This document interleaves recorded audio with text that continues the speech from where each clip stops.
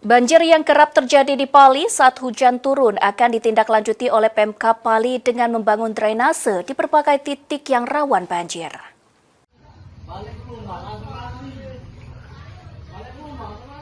Banjir yang kerap terjadi di Kabupaten Pali menjadi perhatian serius bagi Pemkab Pali. Langkah strategis dilakukan dengan membangun serta menambah saluran drainase di berbagai titik rawan banjir.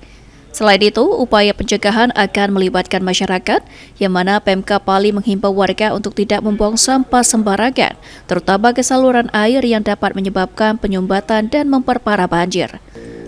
Bupati Pali Asgianto menyampaikan banjir di beberapa titik dinilai masih kurang memiliki sistem drainase. Untuk saat ini sedang digarap di APBD perubahan terkait pembangunan sistem drainase. Banjir-banjir ini, contoh berapa titik kemarin drainase Papuan ini kan kurang.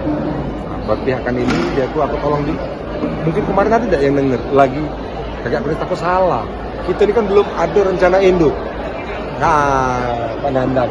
Jadi belum ada rencana induk. Ini lagi kugarap kan di APBD perubahan bikin rencana induk. Jadi detail engineering design tentang rencana induk. Jadi aku tahu ke depan apa dia.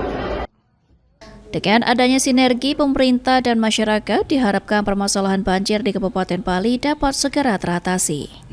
Idaham, Pal TV.